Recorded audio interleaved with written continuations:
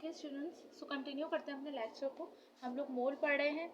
मोल में हमने ये बात जान ली है कि मोल क्या होता है। 6.02 मल्टीप्लाई बाय 10⁻23 का जो नंबर है उसको हम एक यूनिट में रिप्रेजेंट करते हैं और ऐसा यूनिट में। और ये नंबर क्यों यूज़ होता है कि हम अमाउंट ऑफ सब्सटेंस कैलकुलेट कर सकें of specific number of particles के एटम्स या मॉलिक्यूल्स या फॉर्मूला यूनिट्स किसी भी चीज़ में कितने हैं। ये नंबर ऑफ ये सारे पार्टिकल्स कहलाते हैं। तो ये नंबर ऑफ पार्टिकल्स जो हैं सब्सटेंस के अंदर कितने हैं, तो वो मालूम करने के लिए हमें एक नंबर मिला। वो नंबर 6.02 मल्टीप्लाई बाय 10⁻23 था। और जैसे हम 12 नंबर को डजन का यूनिट देते हैं, इसी तरह हमने इस नंबर को मोल का यूनिट दिया। समझे? अब यहाँ तक बात क्लियर हो गई कि मोल यूनिट है, ऐसा यूनिट है amount of substance of particles, specific number of particles को काउंट करने का, समझ लो। ठीक है, अब यहाँ से अब आते हैं मोल का। आपको ये बता दिया था मैंने। मतलब अब 1 मोल ऑफ एनी, इसका मतलब क्या हुआ, कंक्लूजन निकालते हैं। तो 1 मोल ऑफ एनी सब्सटेंस, यानी कि अगर हम 1 मोल की बात करें, से हम 1 डजन की बात करते हैं।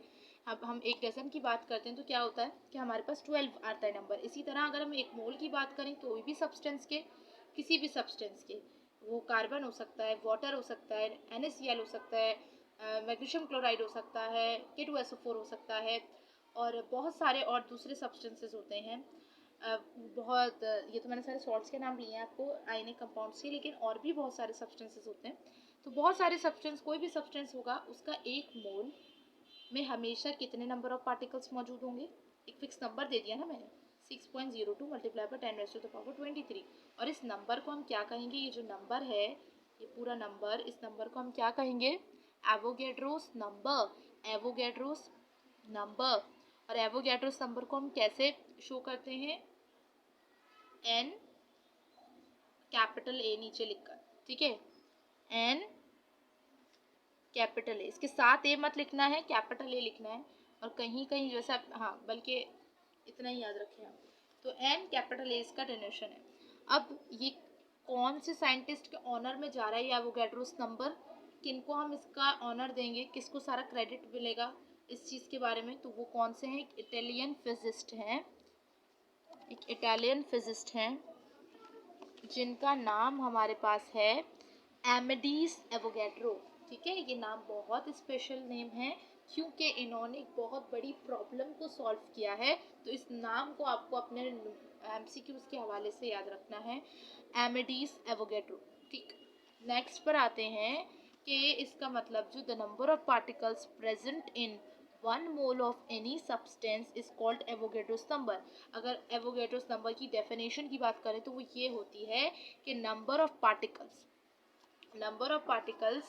यानी कि वो एटम्स के हो सकते हैं, वो नंबर ऑफ एटम्स हो सकते हैं, नंबर ऑफ फॉर्मूला यूनिट्स हो सकता है, नंबर ऑफ मॉलिक्यूल्स हो सकता है, उनको हम पार्टिकल्स कह रहे हैं। नंबर ऑफ पार्टिकल्स किसी भी सब्सटेंस के 1 मोल में प्रेजेंट होते हैं, present in 1 mole of any substance. 1 मोल हम लोग नंबर को यूनिट देने के लिए किया ना, 1 mole of any substance is called Avogadro's number. किसी भी सब्सटेंस के 1 मोल में जो नंबर होता है ना पार्टिकल का, वो एवोगैड्रो नंबर कहलाता है। 1 मोल में जो पार्टिकल का नंबर होता है वो एवोगैड्रो नंबर कहलाता है। और वो नंबर उस नंबर को हम एन, कैपिटल ए लग रहा होगा अगर आपको, तो ये एन और कैपिटल ए है लेकिन इसके नीचे है। ठीक है, ऐसे जैसे मैंने आपको यहाँ दिखाया है, ऐसे है ये। ठीक है, ऐसे होता है ये। ठीक है, एन कैपिटल ए एंड इसकी न्यूमेरिकल वैल्यू इस नंबर की क्या है, 6.02 मल्टीप्लाई बाय 10⁻23। अब आगे अगर बढ़ूँ तो इसमें ये बता सकती हूँ आपको कि ये देखो बुक के हवाले से अगर देखें तो यहाँ पर हमारे पास क्या लिखा हुआ है,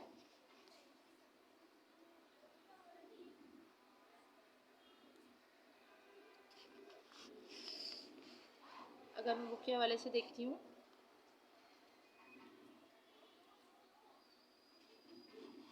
देखें तो यहाँ पे क्या लिखा है कि 1 mole of any substance always contain 6.02 multiply by 10⁻23 particles. यानी कि अगर किसी भी सब्सटेंस का 1 मोल होगा तो उसमें हमेशा 6.02 मल्टीप्लाई बाय 10⁻23 पार्टिकल्स मौजूद होंगे। और फ़र्क नहीं पड़ता, नो मैटर कि उस सब्सटेंस की केमिकल नेचर क्या है, वो सॉल्ट है, वो एक हार्ड सब्सटेंस, एक मेटल, एक नॉन मेटल है, गैस है, वॉट एवर इट इज, फर्क नहीं पड़ता, समझे। 1 mole of carbon and 1 mole of magnesium. यहाँ अगर पिक्चर में देखो तो यहाँ हमने 1 मोल लिया है मैग्नीशियम का और 1 मोल लिया है हमने कार्बन का। तो इन सब के अंदर जो नंबर ऑफ एटम्स हैं वो सेम ही रहेंगे। नंबर ऑफ एटम 6.02, 1 मोल में हमेशा सेम नंबर रहेगा एटम्स का, ठीक है, या मॉलिक्यूल्स या फॉर्मूला यूनिट्स का। तो देखो नंबर ऑफ एटम्स जो हैं वो सेम ही है, पर अगर देखा जाए तो इनका मास डिफरेंट है। इनका जो इसका जो ग्राम एटॉमिक मास है वो 24 ग्राम्स है, इसका जो ग्राम एटॉमिक मास है वो 12 ग्राम्स है कार्बन का, लेकिन नंबर ऑफ एटम्स सेम ही रहेंगे क्योंकि 1 मोल है ना। 1 मोल के लिए नंबर ऑफ एटम्स हमेशा सेम रहेंगे। और ये 1 मोल का मतलब है 6.02 मल्टीप्लाई बाय 10⁻23 एटम्स हैं, जब जाके 12 ग्राम इसका आया है, नहीं तो इसका सिर्फ एक कार्बन का 12 यू है, ये याद रखना। सिमिलरली इस मैग्नीशियम का, एक मैग्नीशियम के एटम का 24 यू है, और अगर 6.02 मल्टीप्लाई बाय 10⁻23 की बात करें, यानी कि 1 मोल, इसको हमने मोल का नाम दे दिया ना, 1 मोल मैग्नीशियम की बात करें तो उसके अंदर उसका 24 ग्राम्स में आएगा। और इसी तरह अगर बोलूं कि 1 मोल मैग्नीशियम में कितने नंबर ऑफ एटम्स हैं तो वो इतने हुए, 1 मोल कार्बन में कितने नंबर ऑफ एटम्स हैं इतने हुए। भले आपका जो है मास चेंज हो, लेकिन अगर 1 मोल की बात की जा रही है तो नंबर ऑफ एटम्स हमेशा सेम होंगे, या मॉलिक्यूल्स कह लो, या मॉलिक्यूल्स के लिए मॉलिक्यूल कह लो, फार्मूला यूनिट्स के लिए फार्मूला कह लो, फार्मूला यूनिट्स कह लो, ठीक है। अब यहाँ से यहाँ तक अभी टॉपिक को रोक देते हैं, ख़त्म कर देते हैं। Meet you in the next video. तब तक के लिए टेक केयर, अल्लाह हाफिज़। और अच्छे से कॉन्सेप्ट्स को आई होप आपका क्लियर हो गया होगा। सो अल्लाह हाफिज़, बाय।